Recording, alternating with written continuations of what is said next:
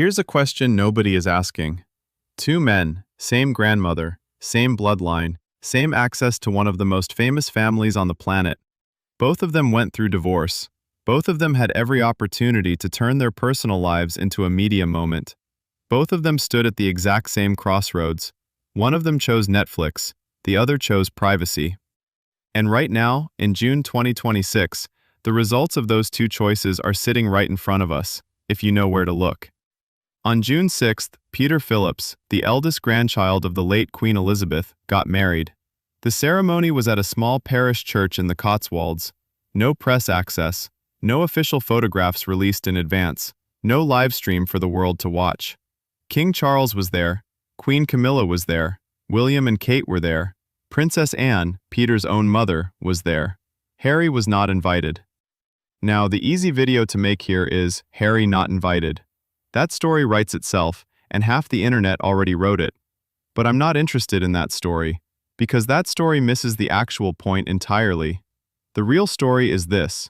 In an era where attention is currency, where visibility feels like survival, where everyone, celebrities, politicians, influencers, royals, is fighting for the algorithm and the headline and the deal, one man quietly opted out. And by opting out, he won something that his cousin spent 6 years and hundreds of millions of dollars trying to buy, and never could. He won the room. If that framing interests you, stay with me, because what Peter Phillips did, whether he knew it consciously or not, is something most people only understand when it's too late. This is the story of the long game, and it's a masterclass. Before we go any further, if you find yourself thinking about people in your own life who made similar choices, drop a comment. I want to hear who came to mind. Most people watching this video right now know remarkably little about Peter Phillips. And that is, genuinely, part of the point. Let's fix that, because context matters here. Peter Mark Andrew Phillips was born in 1977, the first grandchild of Queen Elizabeth II and Prince Philip. His mother is Princess Anne, possibly the most respected, least controversial, hardest-working member of the royal family over the past 50 years. His father is Captain Mark Phillips, an Olympic equestrian. Peter grew up inside the royal family, attended prestigious schools, worked in sports management and event promotion. He is, by blood and proximity, as royal as it gets, without carrying a title, because Anne famously declined titles for her children. That decision, made by his mother before he was old enough to have a say, would quietly shape everything that followed. Now here's what the tabloids remember about Peter Phillips. In 2020, he and his wife Autumn Kelly announced their divorce after 12 years of marriage. It was handled in a single joint statement, amicable, focused on the children, no blame, no drama. His two daughters, Savannah and Isla, would be raised by both parents. End of statement. End of news cycle, within days. Compare that to the average celebrity divorce in 2020. Compare it to any high-profile split you can name. The silence was almost jarring. What people remember less is that a few years earlier, Peter had faced genuine criticism for appearing in a milk commercial for a Canadian dairy brand, using his royal connections for a paid advertisement. It was called tacky. It was called undignified. Royal commentators were not kind. He took the criticism, stepped back, and that was the end of it. He had every tool available to him if he wanted to go another direction. He had the bloodline, he had the access, he had the personal drama, a divorce, a public stumble, real material for a documentary. He could have sat down with any broadcaster on the planet and said, "Here's my side of things." He didn't. He went quiet. He rebuilt privately. He met Harriet Sperling, an NHS nurse, not a celebrity, not a socialite. And in August 2025, they announced their engagement. Low-key, dignified. No magazine exclusive, no orchestrated Instagram reveal. And on June 6, 2026, they got married in a church that holds a few hundred people, surrounded by the people who matter most. The entire royal family showed up. If you think that's a coincidence, you haven't been paying attention. Now let's talk about Harry. And I want to be careful here, because this is not about vilifying a person. I am not interested in the version of this story where Harry is the villain and everyone else is a saint. That's a cartoon, and you deserve better than a cartoon. What I am interested in is the sequence of decisions and what each one cost. Because when you lay them out in order, a pattern emerges that is almost impossible to ignore. 2020, Harry and Meghan formally step back from royal duties and relocate to North America. This, by itself, is not remarkable. People leave families, people start over, it happens.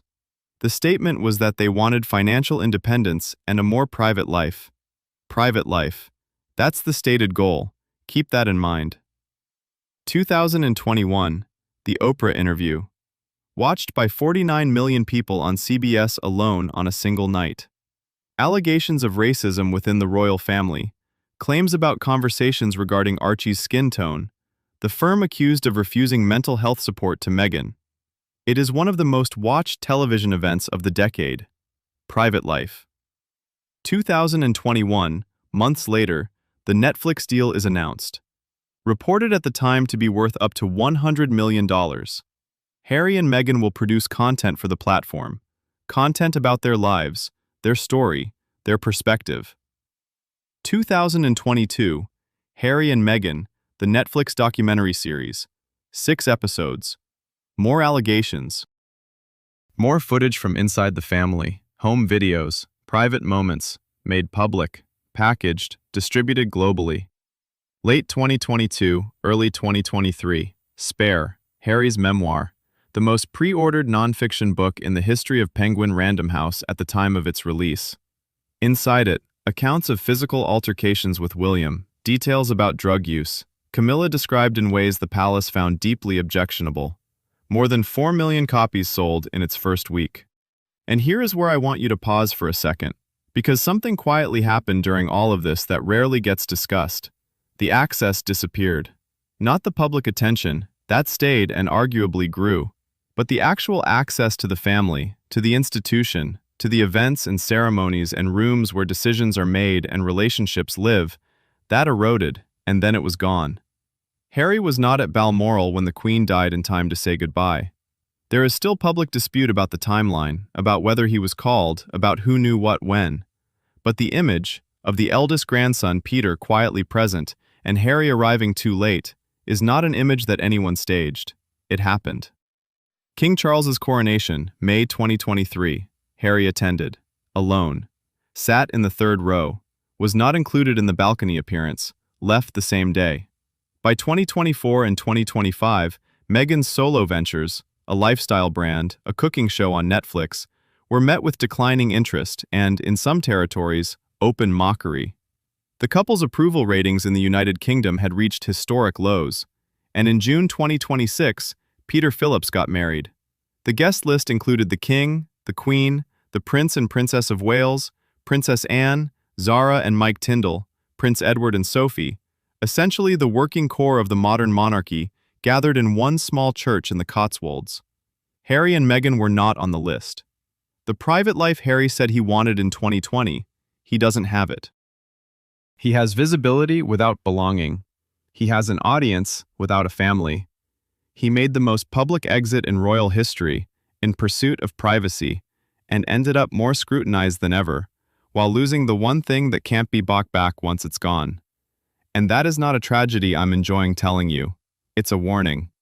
Because here's the thing, Harry's choices made complete sense in the short term, every single one of them. The Oprah interview was cathartic and watched by tens of millions. The Netflix money was real. The book sold millions of copies. Each individual decision had a logic to it. The problem wasn't any single decision. The problem was the cumulative direction. Stick with me, because in the next part, we get to the heart of it. Not what Harry lost, but what Peter quietly kept, and why that distinction matters more than almost anything else in this story. Let's talk about what Peter Phillips actually has in June 2026. Because this is the part of the story that doesn't make headlines. There's no drama in it, there's no conflict. And in the attention economy, no conflict means no coverage. Which is exactly the point. Peter Phillips has his family.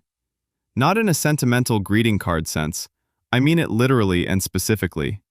He has physical access to the people who sit at the center of one of the most powerful symbolic institutions in the world. When King Charles wants to spend time with grandchildren and nieces and nephews, and the people who actually make up his private world, Peter is in that room. When Princess Anne gathers her family, Peter is there. When the working royals are at Sandringham for Christmas, or Balmoral in the summer, or a private gathering in the Cotswolds for a wedding, Peter Phillips is on the list. That access is not a small thing. It cannot be approximated from the outside. You cannot buy your way back into it with a better publicist or a more sympathetic documentary. Once it is gone, because it was never transactional to begin with. It was relational, and relationships have memory. Peter also has his reputation intact, which in the long run is the asset that compounds the most quietly. He is not famous in the way Harry is famous. He doesn't have 15 million Instagram followers. He will not be on the cover of People magazine next month. But within the specific world that matters to him, the world of the British establishment, the world of the people he grew up with, the world his daughters will grow up in, his name carries weight that hasn't been diluted by controversy. And there's something else, something harder to name but very real. He has his children's story. Savannah and Isla Phillips will grow up as the granddaughters of Princess Anne, as part of the fabric of the royal family, attending weddings and christenings and ceremonies where their place is assumed and comfortable and uncontested. They will not grow up as children at the center of a global custody battle over public narrative. They will not one day Google their family name and find 6 seasons of documentary content and a 416-page memoir that aired the family's grievances to the entire planet. That is not nothing. That is, arguably, everything. Now, here is the harder question, and I want you to sit with it. Did Peter Phillips make these choices because he was wiser than Harry? Or did he simply never face the same pressures? It is fair to ask. Harry married into a global media storm. The scrutiny Meghan faced in 2017 and 2018 was real, it was relentless, and some of it was ugly in ways that should embarrass the press that produced it. The decision to leave did not come from nowhere. But here is what I keep coming back to. The decision to leave is not the same as the decision to monetize every step of the leaving. You can walk away and stay silent. People do it. Quietly, with dignity, and at significant personal cost, but they do it. The silence is harder than the interview. The restraint is harder than the memoir. The long game is always harder than the short one, because the short game pays immediately, and the long game asks you to trust something you cannot yet see. Peter Phillips trusted the long game, and on June 6, 2026, in a tiny church in Gloucestershire, surrounded by his mother and his king and his cousins and his daughters, that trust was paid back in full. If this is hitting differently than you expected, hit the like button. It helps more people find this conversation, and this is exactly the kind of conversation that should travel further than the tabloid version. Here's why this story matters beyond the royal family. You probably don't have a Netflix deal on the table. You're probably not being offered a sit-down with Oprah or a book advance from Penguin Random House. But you have faced, or you will face, a version of this same choice. Someone wrongs you, or you leave a situation that was hurting you, and the world offers you a microphone. Maybe it's social media. Maybe it's the mutual friends who want to hear your side. Maybe it's the professional network where one well-timed statement would shift how everyone sees what happened. And in that moment, saying everything feels not just tempting but righteous. It feels like justice. It feels like finally being heard after being silent for too long. And maybe it is. I'm not saying silence is always the answer. I'm saying, be very precise about what you're trading. Because here is what the last 6 years of watching Harry and Meghan, and quietly, barely noticeably, Peter Phillips, have taught me. Visibility and belonging are not the same thing. You can be the most talked about person on the planet and still not be in the room where the people you love are gathered. You can have an audience of millions and still be excluded from a guest list that has fewer than 200 names on it. The currency of attention does not convert into the currency of trust. They run on completely different systems. Peter Phillips understood that, whether by instinct or wisdom, or the steady, unglamorous example of his mother, who has spent 50 years being the hardest working royal in the family with the least amount of coverage and 0 complaints about it. The long game is not passive. It is not just staying quiet and hoping for the best. It is an active, daily decision to protect what matters most from the corrosive effect of public consumption. to keep certain things sacred by keeping them private, to understand that not everything that could be said should be said, and not every wrong needs a global audience to be genuinely resolved. It is, honestly, one of the hardest things a person can do in 2026. In a world that rewards disclosure and punishes restraint, in a media environment that monetizes pain and packages grief as content.